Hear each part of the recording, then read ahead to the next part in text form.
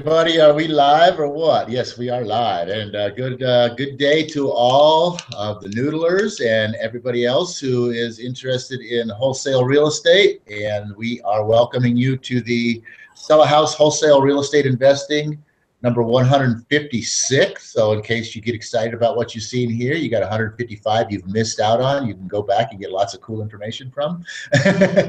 And today we have myself here and Mr. John Leister. And what we have started, for those of you who might know from where we left off on Freedom Friday and last Wednesday, and where we're going with this today, and for every new op day moving forward, at least for a while until we decide there's another book we want to discuss or something like that. But we're going to be getting into Dale Carnegie's book called How to Win Friends and Influence People. And because reason why we're doing this is because real estate equals relationships, and the relationships that you have equal the amount of success that you will have in this business, and that's the bottom line. And so this book, How to Win Friends and Influence People, is a great way for people to get better at building relationships, pretty much the bottom line. And so we're going to cover the concepts of this book going through the next new op days coming up, just so that we can get better at our skills of building relationships and negotiating with people. And with that in mind, I'm going to let John say hello to the group and get us started. Well, hello, group. Welcome to the Hangout. Happy Rising. It's a new op day, as Paul said, and we talked about it last week on, I believe, Wednesday, that we got into a little bit about tips and tricks and ways of negotiating with the sellers. And it was from that hangout last week that we decided that we need to start studying on new op days. This book I have in my hands right here, as Paul said, How to Win Friends and Influence People by Dale Carnegie. Because real estate, quite frankly, is a relationship business. If you want to be truly successful in this, and it's not just about creating the necessary relationships and rapport that you'll need especially if you're doing wholesaling, to deal with sellers, motivated sellers, to get them to say yes to your proposal to buying their property. But there's a lot of levels in which your ability to work with people will not only help you in real estate and to build your business, but quite frankly, in all areas of your life. Because, it starts with the negotiations with the seller. But let's say dealing with sellers isn't your forte. You like to raise money. Well, you're going to have to talk to investors that have money. So you're going to have to be able to negotiate and deal with them. If your interest is in the selling side of real estate, where you're taking the property and you got clients that are either investors, or if you're an agent that works with the retail buyers, there too you need the ability to negotiate, deal with, and build rapport with people. And so with that, we decided that it's very important. And one step further too as well, if you are, getting into wholesale real estate, unless you are going to be a one-trick pony show here and do everything yourself, you're probably going to have some people that you're going to be working with and things like that. So on all levels, you're going to want to find and be able to communicate and negotiate and and work with people on a level that's going to keep everybody happy and satisfied. Absolutely. And Paul and I discuss a lot of stuff to do with personal development, and we talk a lot about business systems. You need a system for your business, and a system is just a repeatable process that produces a predictable result. So we have a process and a system for our business. We're going to take that a step further, and really what you need also is a system and a process for dealing with people. And that's what this book is all about. It's a system for dealing with people, how to win friends and influence people. And it's important because it's not just your business life where you need people. If you're a parent or you're a teacher or you're working at the gas station, it doesn't matter who you are. Everybody has to deal with people, and most people aren't good at it. So we're going to become professionals at it, and we'll start by going through this book here and looking at the length of it. This could take us a year to get through this book on a 20-minute, 30-minute hangout here, but that's okay.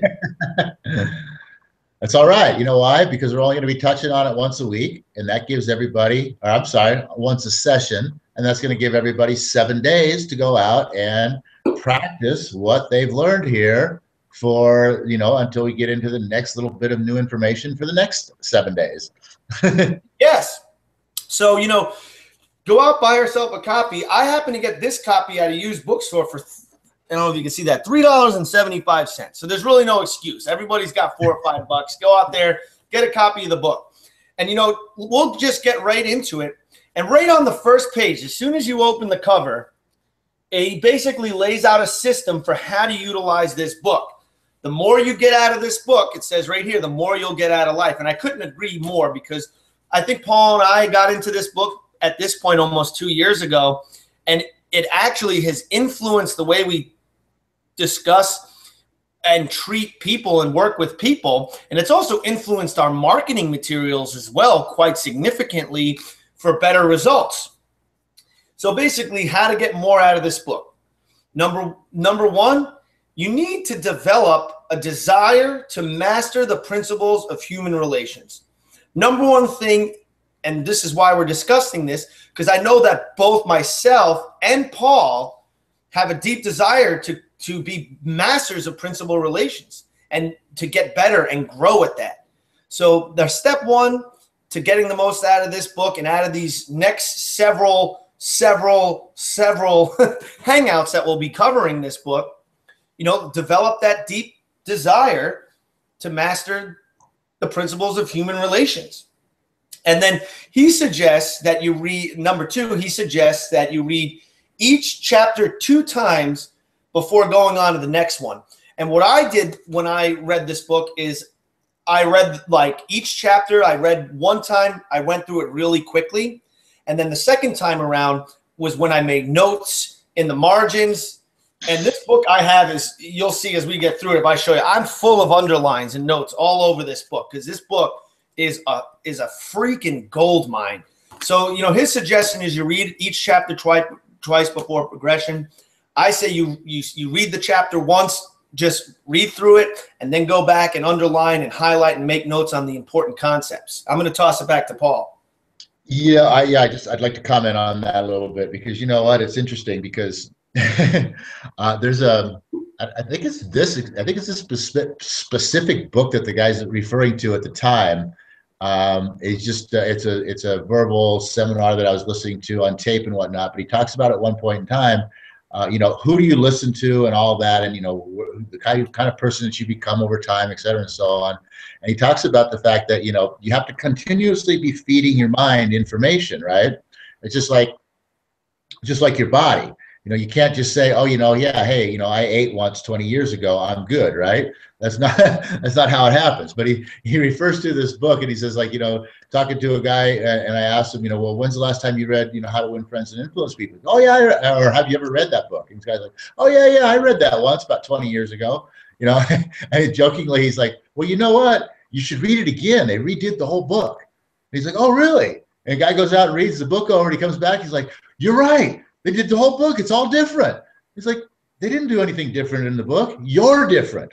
So the interesting thing about this is the fact that even if you just read a chapter once and then immediately turn back around and go back and start reading it again, and like John says, and then taking your time and doing the highlights and all that stuff, just the fact that you read through it once and you got that information into your soul is going to make you a different person, in such that when you go back and look at it again, you'll be able to get a deeper grasp out of that information when you go back through there and you're looking at it for the second time. Even in doing it, even if you read through that whole chapter right now in an hour and you turn around and read it again, I mean, even just that quickly, there's going to be a difference.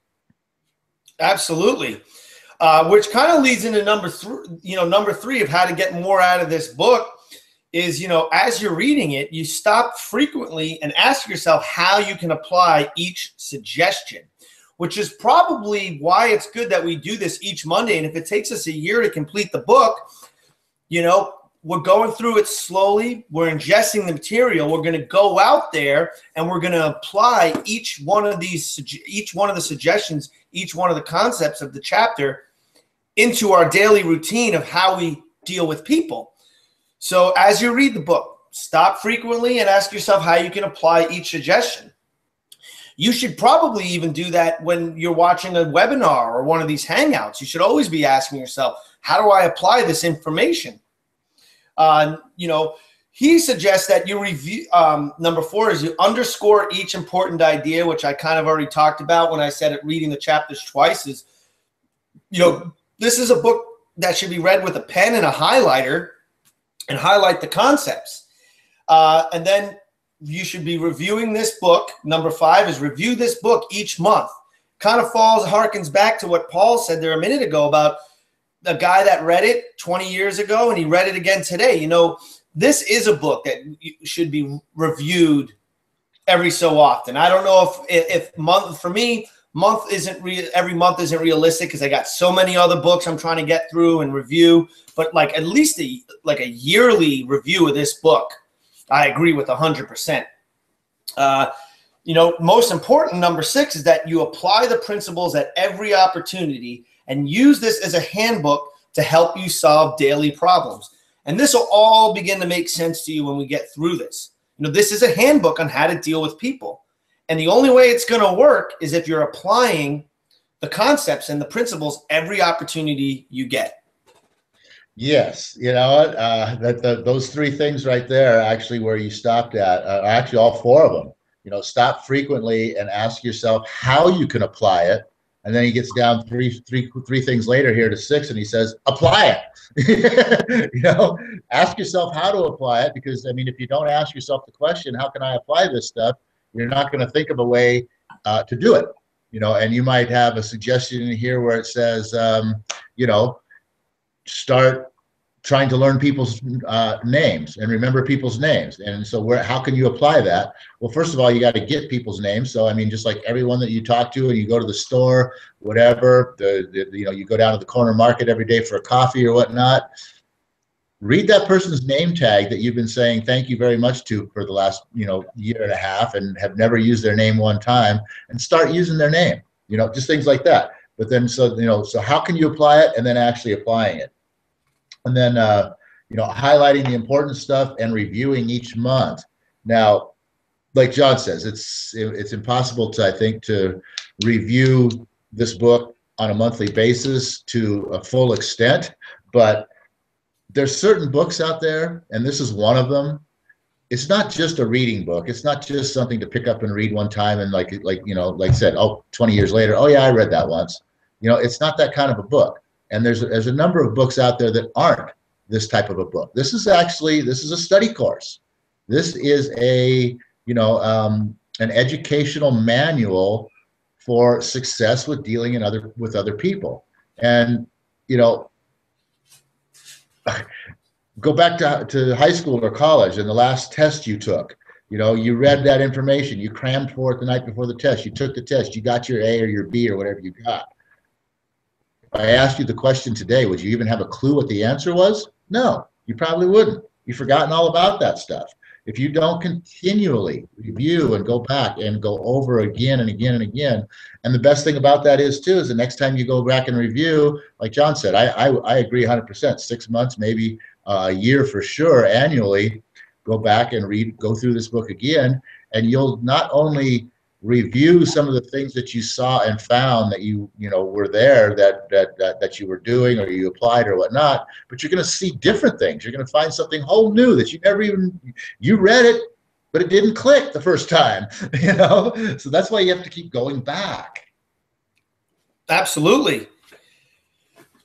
So again, let's get back into that. 1, 2, 3, 4, 5, 6, 8. Make a lively game. 7. How about 7? 1, 2, 3, 4, 5, 6, 7. I'm sorry. You know, I'm learning how to win friends and influence people, not count right now. So we can let that one slide. You know, the last thing we talked about there was applying these principles at every opportunity. So then it's make a lively game out of your learning by offering some friend a dime or a dollar every time he or she catches you violating one of these principles. That actually could be turned into something fun. In fact, because Paul and I are business partners with the real estate business, the Property Noodlers, and we're hosting these hangouts together, that might be a fun thing to do. We'll get into this in a second, but this book was written in 1937. A dime or a dollar at that time was probably a significant amount of money. I'd say we got to at least $1 every time. I mean, what the heck's a dime? I mean, yeah, something that's going to add up. I want to talk about that concept there just a minute, about making a lively game of learning at this book by offering a friend $1 every time he catches you violating one of the concepts. And that's the idea behind that, is having an accountability partner. Whenever you're trying to do something new, trying to apply it to your life, start a new habit, from personal experience, it's quite difficult to change your mental programming, to change your blueprint, to change your bad habits. And most people fail. Most people aren't able to do it on their own, which is, a big reason why psychological, clinical psychology and counseling is such a huge industry. It's because people can't do things on their own. So they seek out counselors or a psychologist or a life coach or a personal trainer if you're trying to bulk up and get physically fit. So the concept here is that you want to find someone that has that desire to learn and apply these concepts and be better at human relations. That was number one of getting something out of this book. So part of creating that desire, and if you're truly serious, you should seek out an accountability partner and someone that you can learn this with, and then a penalty every time you're violating the concepts. And make it fun. I think that's a great little piece there. And the idea of the accountability partner. Another interesting little piece to that too is, bringing along a friend. Because in order for them to be able to bust you on blowing it or violating one of the principles or whatever it is, they're going to have to know what they are. So, you're bringing somebody along with you in this journey, and this could be a great little piece, especially I will use this for married couples or people that are in a serious relationship, and one of your partner isn't really necessarily on board with all of this with you. Create the game. Say, hey, listen, this is what I'm doing and whatnot, and I'd like you to sort of catch me at it and try to bust me at it. So, by making it a game for them, in that, they're going to get to bust you on this stuff, right, and make some money out of this. Well, like I said, they have to know what it is that they're busting you on. They have to know what the principle or concept is. So they're getting the education, and the next thing you know, they're right on board with you, because needless to say, they've gotten it inside them just as you have. So it's kind of a real cool little way to sort of bring someone along too. Absolutely. And the next parts he's got them A, B, C, D, E, F, G, H. So now we're on number 8. And you know what? This concept works perfectly with what we're doing here with these hangouts each and every new update. Is that he says, on a weekly basis, check up on the progress you're making. Ask yourself what mistakes you have made, what improvement and what lessons you have learned for the future.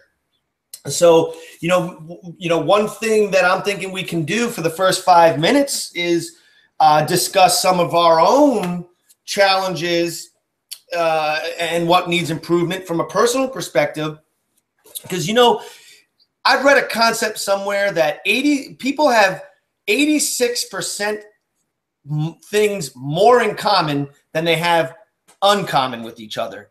I don't know how they came up with that number 86%, but the fact of the matter is, no matter how different two people seem, they have more in common than they have not in common.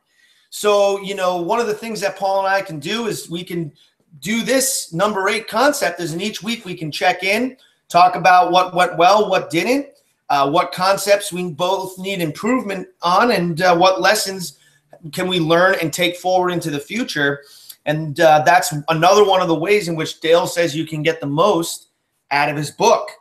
And then number 9, and to me this is very important, and I've done this throughout the chapters and the margins, is he says keep notes in the back of the book showing how and when you have applied these principles. Actually, that's something I haven't been doing. And in the back of the book, he actually just has a bunch of blank pages to take notes. But that's a good idea, and that's something that we'll have to apply. And I hadn't applied it when I read the book last year, is keep notes. And actually, this is my topic for Friday, Paul, was about keeping journals. But keep notes in the back of the book showing how and when you have applied these principles. So you know, that's probably as much as we'll get to cover from the book today, because we're running out of time, and there's a couple ideas I'm sure that Paul will have about all that. But the first step of this book is to build that desire, to understand what he's telling you here to get the most out of this book. And also that you don't want to just, this isn't just a book that we're going to read like a fiction or a novel, and we're just going to read it and say that was a good book and then put it aside and that's the end of it. This is like Paul's pointed out, it's a manual, it's a study guide, it's a system and a way for you to better your ability to deal with other people.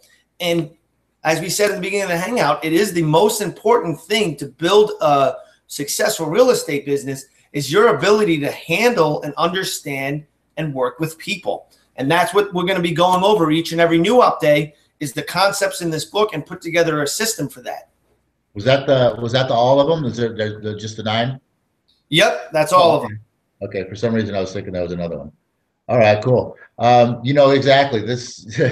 I mean, just we haven't even gotten into the book yet, and just how to use the book right here. We could go on and we could probably make a month's worth of hangout sessions just on how to use the dang book. I mean, that's powerful information right then and there. I mean, if that's not good enough for you right there to go, hey, you know what? Maybe there's some good stuff in here. Then, you know, and it starts right there with number 1, like you said, is develop a desire to master relationship building. Well, that goes back to what we were talking about on our previous hangout here about having an open mind and being open-minded. Okay, if you come into this book, or if you go into any book thinking that you already know this stuff, you're not going to get anything out of it. And you know, you may as well just read it like a fiction book and say, okay, that was a great book, next. But you have to come in with an open mind, and having an open mind really is developing a desire. You know, if you have a desire for something, you're going to automatically open your mind. If you have a desire to, you know, master relationship building, your mind will open up to new information. And until you do open your mind up to new information at anything, regardless of whether it's, you know, relationship building or network marketing or, you know, how to freaking build a house. You know, if you went out there with a set of tools and you went to a lot that you bought and bought some supplies and you started building a house that you've never done this before, you think you'd build a very good house? Probably not. But if you took the time to gather some information, open your mind up to, hey, I was going to pour this foundation this way, but the book says maybe I should do it this way. Maybe I should ask a couple people about that. Maybe I should read another book. And you know what? Hey, guess what? This looks like the way to do it. I'm not going to do it the way I was going to do it. I'm going to do it this way now. You have to open your mind to new ideas. And that's what really, you know, developing a desire is all about, is to just developing a desire is really opening your mind. I mean, because until you open your mind, when you're closed-minded, you have no desire to learn anything new or to do anything different, because you have a closed mind, because you already know it all. You don't need to learn anything more. So opening your mind is building desire. And wow, I just came up with that. I got to write that down.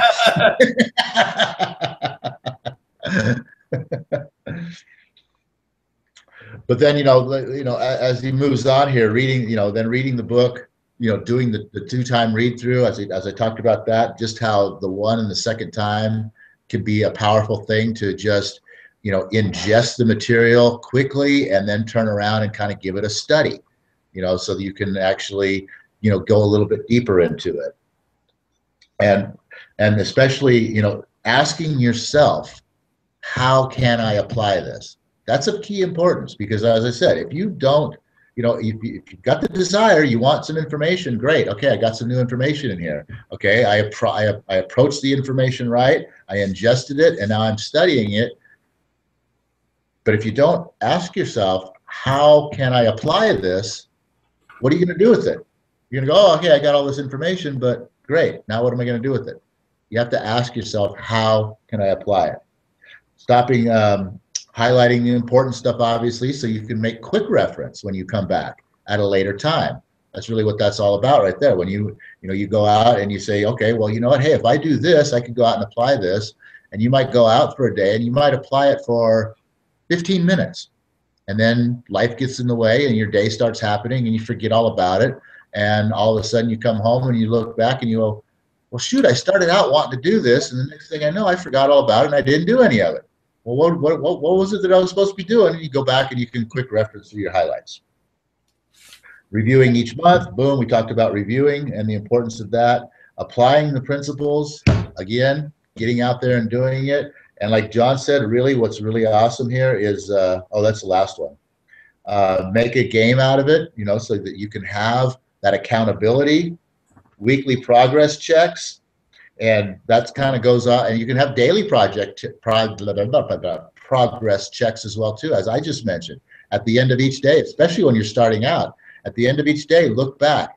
You're applying one little principle here, and I'll bet you, I'll almost guarantee you, you can't do it for an entire day when you first start out. I would almost guarantee that you can't, because life is just going to get in the way, and the way that the mind works, you're just going to revert back to your old self after a period of time. And that's why this takes step-by-step progress, is because you're going to start doing something and you'll do it for a little while. You do it for 10, 15 minutes, maybe half hour, maybe hour, 2 hours, and then life gets in the way and it's all gone for the rest of the day. So if you're making a daily check, how did I do today? Oh, shoot, you know what? I ran into 5 people. I was talking to them with their names, and then after that, I totally forgot about it. Whatever it is, you're going to see that it's not an easy thing to do. And until you get to the point where that's just something that you automatically do, better not put the book down, because you got a ways to go yet. Yeah, and then of course, the keeping of the notes. That's going to be, how can you review your progress? Because you're going to want to see progress. And just by doing a daily review and seeing what you did today and where you had success and where you had failure, that's not enough. You need to be able to go back 3 months from now and compare the fact that, wow, today I went out and I was only, calling people by their name for about the first hour of the day, and then I totally forgot about it. 3 months from now, you can look at yesterday and you can go, wow, I did that for, 5 hours out of the day before, something got in the way and I didn't do it for the rest of the day. So you can see the progress. So it's as John said, this is a system, and there you go. There's the outline for the success in your system right there. Yeah, I was just taking a couple notes down here on some thoughts I was having about some of the things you just said, Paul. So take me a minute to jump back in here. But yeah, we haven't even gotten into the book yet, and already there's just some powerful things that can be applied to any book you read or any new skill that you're trying to learn. So, I would suggest by next Monday or next New Op Day, you read the preface of the book, the introduction, there's a whole couple pages devoted just to the 9 suggestions on how to get most out of the book. Then read chapter 1. So get up to chapter 2 here. So get through the preface, the intro, and then the explanation about the 9 suggestions that Paul and I just covered. Read chapter 1. Then this way, next New Op Day, we're kind of prepared to dive into the concepts and to the content of this book. So unless Paul has any kind of final thoughts to add, I can go ahead and close this out with the Napoleon Hill prayer. Well, I was just going to say, even even if you do what John just said, go out and get the book and read all that all the way up to and through chapter 1. Even if we don't get to the end of chapter 1, at least you will have ingested that information, and now you can go into deeper and find where the cool stuff is and how to apply it. So go ahead, John, take us home. Well, oh universe, I ask not for more riches, but for more wisdom with which to make better use of the riches that have been given to me at birth through the power to control and to direct my own mind to whatever ends I may desire. So with that, let's go out there. Let's make it a great session. This was an awesome new op day. We'll be back Wednesday. And that's all I have to say. We'll see you on Wednesday. Basically, I mean, the end that we desire with this new op day and this new program is to become better relationship builders, become more, I'm not quite even sure what the word is, but to be better with communicating with people. And so that's what we're asking for here. Not more riches, for more wisdom. All right, everybody. See you back here on Wednesday.